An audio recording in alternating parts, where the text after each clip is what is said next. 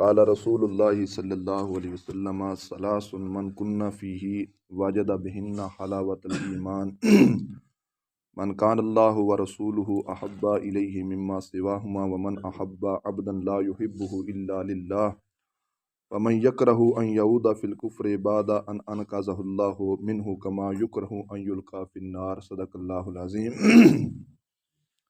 حضرت سیدنا انس بن مالک رضی اللہ تعالیٰ عنہ سے روایت ہے کہ نبی اکرم صلی اللہ علیہ وآلہ وسلم آپ نے ارشاد فرمایا،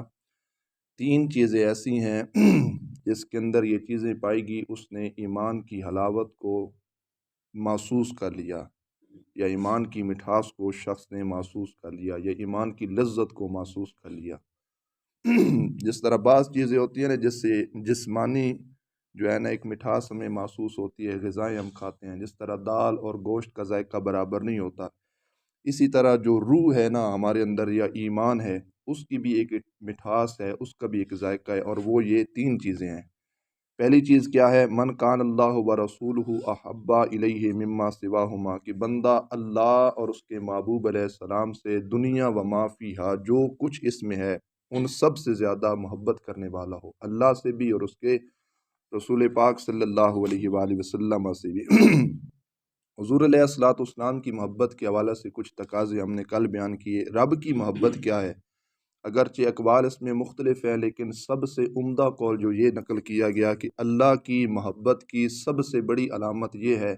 کہ بندہ اللہ رب العزت کی رضا پہ راضی ہو جائے۔ جیسے رب نے ہمیں رکھا اسی حالت میں ہم کیا ہو جائیں؟ الحمدللہ کہنے والے ہو جائیں، تو سمجھو وہ بندہ رب سے محبت کرتا ہے۔ اور ایک قول یہ بھی بیان کیا گیا ہے حضرت بایزید بسطامی رحمۃ اللہ تعالی علیہ کے حوالہ سے، وہ فرماتے ہیں کہ رب سے محبت کی یہ علامت ہے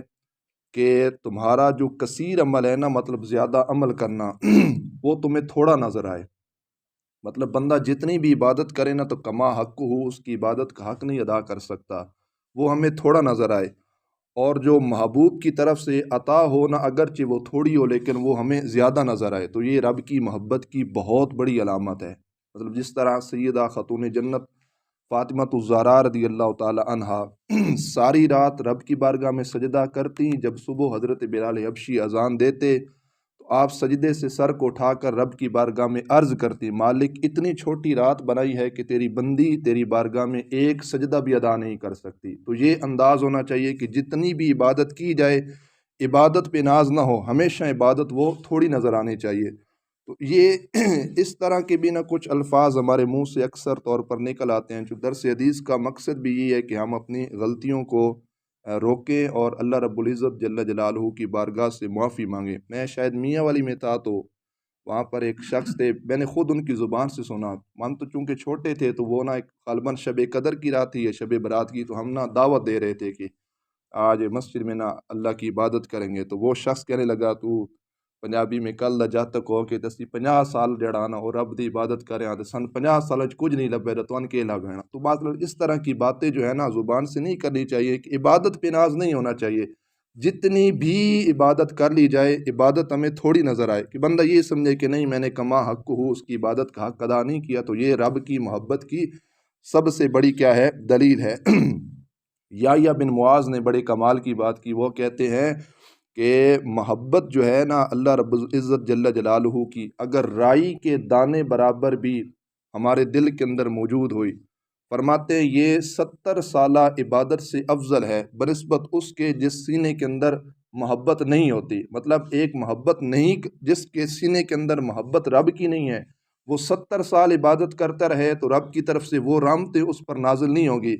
لیکن دوسری طرف کوئی دل سے رائی کے دانے برابر بھی محبت رب کی رکھ کر ایک سجدہ بھی کرے تو اللہ رب العزت اس پر اپنی رحمتوں کی بارش کر دے گا۔ تو یہ ہے کہ اللہ رب العزت جل جلالہ سے محبت اس انداز کے ساتھ کی جائے، کہ اس کا ایک مطلب یہ ہے بالخصوص کہ جیسے اللہ راضی اسی حالت میں کیا ہے؟ ہم راضی۔ تو یہ رب کی محبت کی علامت ہے۔ دوسری جو چیز ہے کہ ومن احب عبدا لا یحبہ الا للہ، کہ بندہ جب کسی بندے سے محبت کرے نا تو اس کی محبت اللہ کے لیے ہونی چاہیے، ذاتی منفعت، ذاتی مقصد، ذاتی اغراض و مقاصد کے لیے نہیں ہونے چاہیے۔ یہاں پر بھی ہماری بہت بڑی کمزوری ہے کہ ہم دوسروں سے تعلق تو رکھتے ہیں لیکن دنیا داری کے لیے، یا ہمارا مقصد یہ ہوتا ہے کہ یہ دکھ سکھ میں ہمارے کام آئے گا، تو اس طرح کے معاملات، تو میں نے پہلے بھی عرض کیا کہ نیت آج سے یہی کر لیں کہ میں نے کسی سے اگر سلام دعا رکھنی ہے تو صرف اللہ کی رضا کے لیے رکھنی ہے۔ ہاں جب نیت ہماری یہ بن جائے گی تو پھر سلام دعا میں اس طرح کے 100 معاملات بنتے رہتے ہیں، لیکن وہ تعلق ہمارا جتنے تک رہے گا یقیناً وہ اللہ رب العزت کی عبادت کے اندر شمار ہوگا۔ میں نے بڑی مرتبہ دیکھا ہے، آپ معاشرے میں دیکھیں نا تو اکثر خوشی کے مواقع پر، دعوت ولیمہ کے موقع پر دولہا بیٹھا ہوتا ہے نا کرسی پہ، تو پڑوسیوں میں سے ایک بابا، حالانکہ پڑوسیوں کے سب سے زیادہ حقوق ہیں، نبی کریم علیہ السلام نے فرمایا پڑوسیوں کے اتنے حقوق ہیں کہ میں ڈرا اس بات پر کہ کہیں ایسا نہ ہو کہ پڑوسی ہمارے وراثت کے اندر شامل نہ ہو جائیں۔ وہاں سے ایک بابا چٹی داڑھی والا، سفید داڑھی والا، وہ ملنے گیا تو دولہے نے یوں کر کے 3 ہاتھ سے سلام لیا، اور اسی مجلس کے اندر اگر کوئی علاقے کا MP آ گیا یا MNA آ گیا یا وہ واہ پیسے والا بندہ آ گیا تو دولہا کھڑے ہو کر اس کو سینے کے ساتھ لگاتا ہے۔ تو یہ محبتیں پھر اللہ کی رضا کے لیے تو نہ ہوئی نا،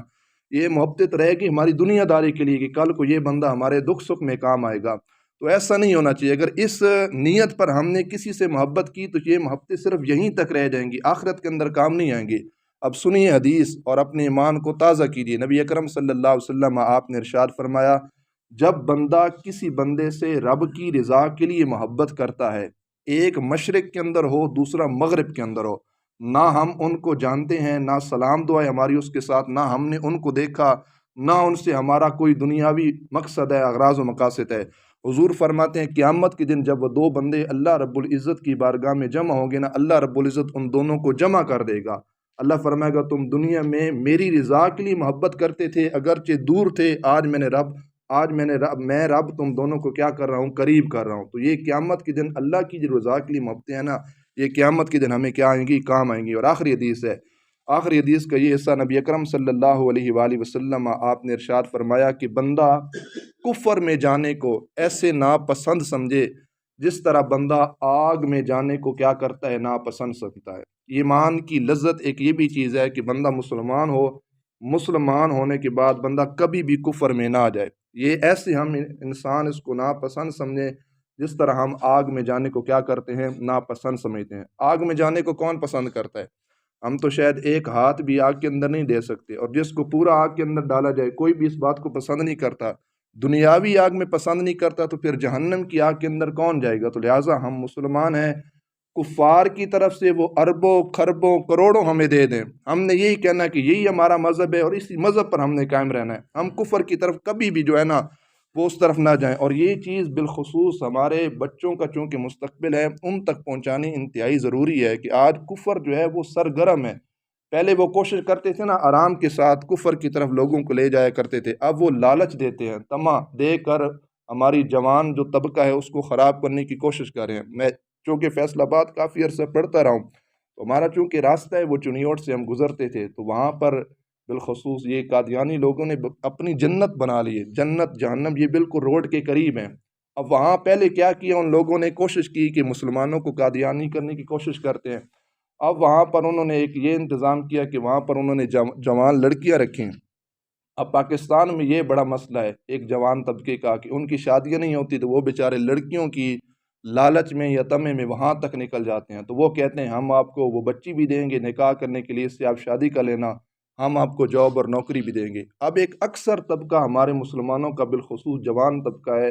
جو اس لالچ پر اپنے مسلمان مذہب کو چھوڑ کر وہ قادیانی ہو رہا ہے، وہ کفر کے اندر جا رہا ہے۔ اللہ تعالیٰ معاف کرے، ایسی صورتحال بن چکی ہیں کہ وہاں پر یہ 2 چیزیں لالچ دے کر مسلمانوں کو کافر کرنے کی سازش ہے۔ تو اس سے کہ اللہ کے محبوب علیہ السلام نے منع کیا ہے کہ بندہ جس طرح آگ میں جانے کو ناپسند سمجھتا ہے، اسی طرح کوئی بندہ مسلمان ہونے کے بعد کفر میں جانے کو کیا سمجھے، ناپسند سمجھے، تو وہی بندہ ایمان کی لذت کو پالے گا۔ اللہ عمل کی توفیق عطا فرمائے۔